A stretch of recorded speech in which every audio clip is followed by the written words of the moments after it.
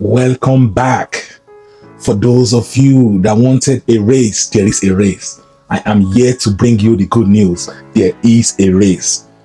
The Premier League season for the year 2024-2025 has a race after all, and you guys need to tune in. But who else is going to discuss that with you? But your one and only. I'm here for you. So now join me. Let's have this conversation. There is a race, and I bring you the good news. Stay tuned. Let's go. Welcome to Football Madness. Remember to like, remember to subscribe, remember to share this. Now let's go have some fun. Let's go.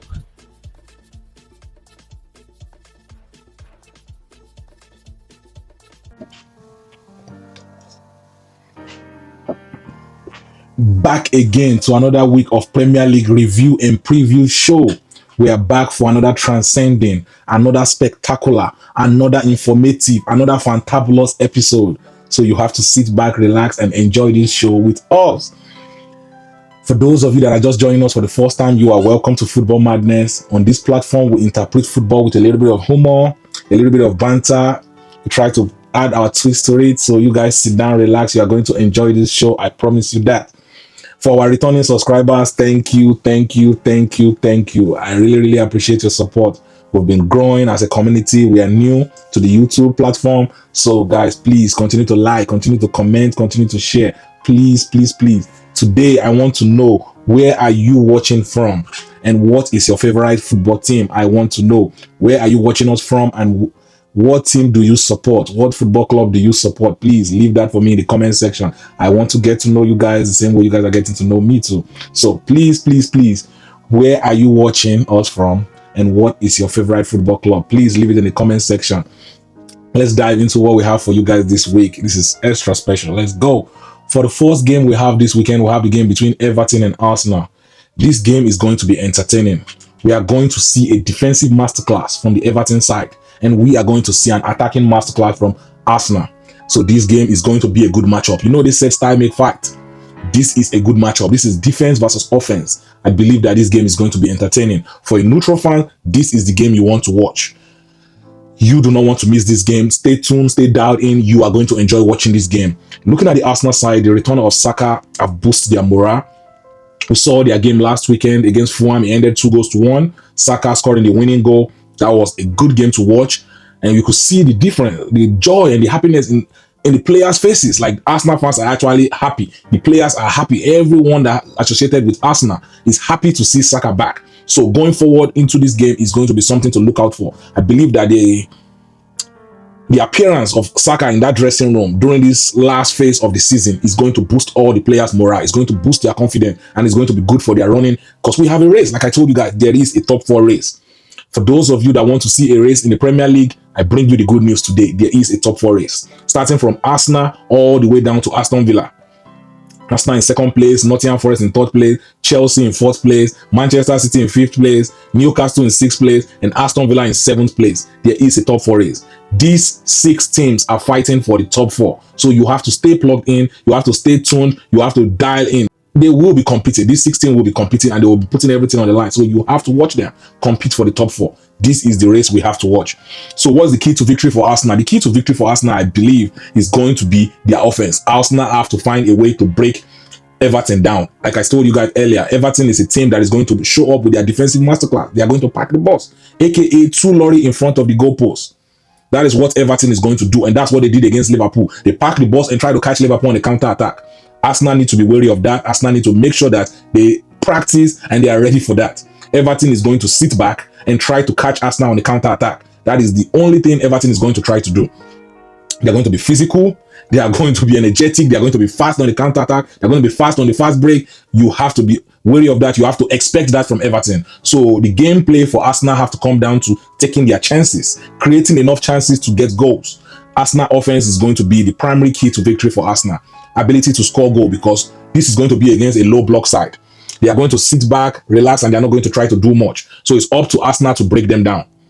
No one is going to do it for you. It's up to the attacking player to do it themselves. So Arsenal need to be wary of that. Another thing that we need to talk about in this Arsenal game is Arsenal defender Gabriel. Gabriel is out of the season. I feel like that is not going to affect them much in the Premier League. That is only going to affect them in the Champions League. I believe that the last few games Arsenal have for the rest of the season, those are games that Arsenal can afford to play without Gabriel. But in the Champions League against Madrid, that is where it is going to be difficult. So Arsenal need to take these few games before the Madrid game come closer. I think that should be next week. Before next week, they need to take this game, like this Everton game, and practice with their new defender that is going to step in for Gabriel. So this is the opportunity. This is the time. Go and have your fun. For the next game we have on our list, we have the game between Brentford and Chelsea. Chelsea defeated Tottenham Hotspur 1-0 in the midweek fixture. That was an entertaining game. It looked like Caicedo is ready to carry this team to the ending. Caicedo is fighting for that top 4 space, and I expect the rest of the Chelsea team to follow suit. You have to leave everything on the line. We saw Caicedo, the way he's ready to leave his sweat, his body, his blood on the line for Chelsea in order for Chelsea to make this top 4. So now Chelsea fan is demanding that same level of tenacity, that same level of energy from the rest of the team. Fofana, cannot count on Fofana. Today he's there, tomorrow he's injured. Same thing goes for Lavia. Today he's there, tomorrow he's injured. So such players, you need to just go ahead and just delete them from your memory. Do not count on them, do not rely on them. Focus on the players that are available. Enzo Maresca, focus on the players that are available. I've been saying the same thing week in, week out. Enzo Maresca, you cannot keep playing Sanchez. If Chelsea don't make top 4, Chelsea need to nail Enzo Maresca to the wall, and they need to do the same thing to Sanchez. Both of them are the culprits. They are the one that is going to cost Chelsea their top 4 race. Enzo Maresca for continuing to play Sanchez, and Sanchez for continuing to make silly mistakes. If not for the fact that the goal was cancelled, the SAR goal was cancelled, that was an error. That was a goal that he's supposed to save. But he got saved by VAR, he got saved by the Premier League ref, and that game ended 1-0. So going forward to the next game, Chelsea, Enzo Maresca, Sanchez is going to be the reason why you get fired. I keep telling this man, Enzo Maresca, Sanchez is going to be the reason you get fired. It's not a joke. Leave this man on the bench if he's not ready to play. If he's not ready to contribute to the team, leave him on the bench. The key to victory for Chelsea against Brentford is going to start from their defense. They need to keep clean sheets. They kept clean sheet against Tottenham. They need to replicate the same thing against Brentford. You have to keep clean sheet against Brentford. Brentford is a good side. They play hard. They give everything. They show up, and they try to win games. They are not competing for anything. They are it's just spoiler alert. They are there to spoil your day. Brentford, they have nothing to fight for. Their only job for the rest of the season is to spoil other people's day, spoil other people's season. That is it. So going forward against Brentford, I will expect Enzo Maresca to get his players ready, get his team firing, and I will need them, their tenacity, their energy to be at all-time high. You need to start the game with maximum energy, maximum focus. You cannot afford to fall asleep, especially in defense. You fall asleep in defense, you have to realize that your goalkeeper is one mistake away from killing the game. One mistake away from selling the game. You have a calamity in goal, aka Sanchez. So going forward, your defense have to be valuable. They have to be focused. They have to be dialed in from the get-go. That is how you win this game. Cole Palmer, it's nice to see you pick up an assist against Tottenham. You need to continue to step up. The top 4 race for Chelsea lies in your hand. You, Palmer, Jackson, Caicedo, Enzo. I believe these 4 players will be the reason why Chelsea make top 4. These 4 players will do everything they need to do to drag Chelsea to the finish line. That's what I have for you guys this week. Chelsea fans, go and enjoy watching this game. This game will be an entertaining one to watch. For the next game we'll have on our list, we'll have the game between Fulham and Liverpool. Whew. Liverpool is coming from a derby win against Everton. That was an entertaining watch. As much as the PGMOL and the ref from that game tried to destroy the game, Liverpool came out with maximum 3 points, and that is good for them because Arsenal is trying to crawl themselves back into a race. But there will be no race. In the top 4, there is a race in the top 4, but for the title race, there will be no title race. When you look at that game, I believe that at some point, we need to start having conversations about PGMOL. There have to be consequences for actions. When we go to our day jobs and we don't do our day job well, there are consequences to our actions. When we forget to do something, either we are getting fired or something, depending on where you work. The level of consequences is always different depending on the type of job you do. But I know at my own job, I cannot afford to make mistakes because that might as well be life or death. So for other people like this PGMOL, you have to step up and do your job. What is the point of having VAR if you are not going to use the VAR? Well, I mean, if you're not going to use it properly. VAR is a very good tool, a very good addition to football. But when the people interpreting VAR are doing it with bias, or they are doing it with inexperience, I promise you, we are going to keep having the same conversation week in, week out. You cannot see a tackle like the one Everton gave to McAllister. That's leg-breaking tackle, and you tell me that is a yellow card offense. When we've seen time and time again, other players have done less and received red card. There have to be consequences for this referee's action. We cannot continue to go week in, week out. Referee make bad decisions, referee make bad calls, and they go home and come back the next day to officiate another game. That is not acceptable. At some point, there have to be consequences to the action. Either they need to be fired or they need to go back and receive training. We cannot keep doing the same thing over and over and expecting that's insanity. You're expecting different results. That's just definition of insanity. And then when you see Owen asking Howard Webb silly questions, when is he going to actually ask him the right question? Ask him, what is the consequences for a referee having bad games upon bad games? At what point will they be punished? You need to ask the right questions. Not all these body, my friend, asking. No. If you cannot ask the right question, you need to move. Let the people that are going to ask the right question come on that show and ask Howard Webb the right questions. I want to know, what are the consequences for referees' decisions? When ref have bad game upon bad game, people like Paul Tierney having bad games upon bad games, week in, week out, either he's on the VAR or is in the middle of the ref, he's having bad games upon bad games. And yet we still leave this man officiating games. How is that even a thing? I have said this time without number. I have said it over and over and again. Referee, PGMOL, you are not the star of the show. The star of the show are the Premier League players that we are buying tickets to watch, that we are paying for subscription to watch. We don't pay all this money to watch referees. No one does.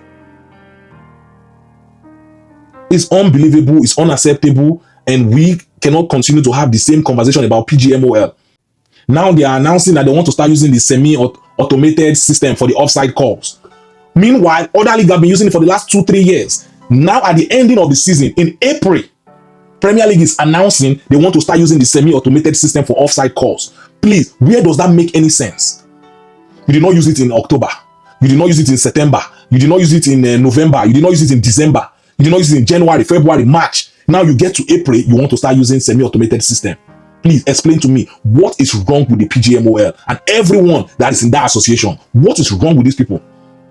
It's like they just take us, the viewers, for a fool or something. Like, I do not understand. Like, where is the common sense? But let me not even continue, because I will just keep going on this PGMOL. Let me get back to the game. The key to victory for Liverpool. Let's get to the key to victory for Liverpool. I believe that the key to victory for Liverpool in this game is going to be the midfield. Liverpool have to win this game from the midfield. When I watched the game against Everton, not a lot of chances was created. Liverpool struggled to create a lot of chances in that game. So I believe that the midfielders need to start stepping up. Either you are getting goals from midfield or you are getting assists from midfield, but the midfielders need to step up. We cannot keep going week in, week out, having the same conversation about how Liverpool is struggling to create chances from the midfield. If Trent is not on the field, if Salah is having a bad day, then Liverpool offense is looking boring, it's looking stale. We cannot afford this against Fulham. The midfielders need to step up. We need to see creativity from the midfield. Create chances. In short, go, step up and get goals from the midfield. Liverpool midfielders need to win this game for Liverpool. So the key to victory for Liverpool lies in their midfield.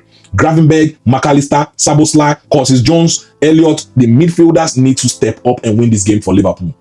So I'll be watching this game, and I'll believe that the key to victory for Liverpool, the battle will be won in the midfield, and I believe that Liverpool is going to come out of this game victorious at the end of the weekend. But this is going to be an interesting game to watch. Fulham is not an easy side. Fulham got nothing to lose. They are just there to spoil the day. They are one of those teams that they are in the middle belt. They are there to spoil the day for the rest of the people competing for something. They have nothing to lose. These are the most dangerous teams. Teams that got nothing to lose, or teams that is fighting for relegation. You do not want to play them at this point of the season. And yeah, Liverpool find themselves against Fulham. I believe this is going to be an entertaining game. I look forward to watching this game. This game will be a good one to watch. I'll see you guys next time. Let's go to the next game. For the next game we'll have on our list, this is the biggest game of the weekend. This is the Manchester Derby. Manchester United versus Manchester City. I believe that this game is going to be entertaining. I believe so. I believe this game is going to be entertaining. If you are a neutral fan, grab your popcorn, grab your drink, you are going to enjoy watching this game. Manchester City so far this season have been struggling, but we saw them against Leicester. They look good against Leicester. They defeated Leicester 2-0, but everyone knows Leicester is just doing giveaway. So I'm not taking much out of that game. I do not put any credit into that game. I believe that game is just one of those games. That's it. But going forward against Manchester United versus Manchester City, the Manchester derby, I believe that Manchester United is going to step up. They are going to show pride, I believe. They will show pride in this game. They are not going to be easy for Manchester City to just walk all over them. I believe that they are going to show pride. They are going to step up, and this game, they are going to give us something to cling on to, something to watch, and something to talk about. This game is going to be entertaining. On Sunday, when this game roll in, grab your drink, grab your popcorn. As a neutral fan, you are going to enjoy watching this game. So let's start with Manchester United. What is the key to victory for Manchester United? The key to victory for Manchester United, I believe, is going to start with their defense. Manchester United defense need to find a way to shut City out. You cannot give Manchester City anything, a break or any. You cannot give them any opportunity. Haaland is currently injured, probably out of the season. So they are probably going to start with Mamouche as their striker. So Manchester United, your defense needs to be alert. Your defense needs to be ready. You cannot fall asleep and you cannot give anything away. No giveaways. You have to be solid from the get-go till the end for 90 minutes, maximum focus. That is how you stand a chance of winning this game. And another thing for Manchester United is Manchester United need to score. I believe that Manchester City defense is not good enough this season. They are bound to make one or two mistakes in that defense. They are bound to make one or two mistakes. So Manchester United need to capitalize. They need to take advantage of those mistakes when they present themselves.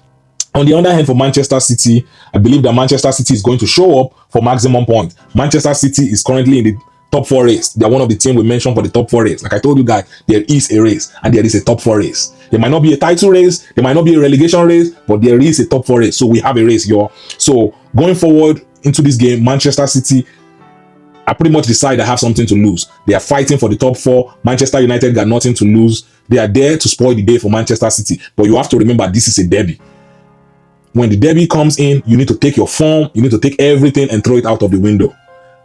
Once this derby rolls in, it is all man for himself.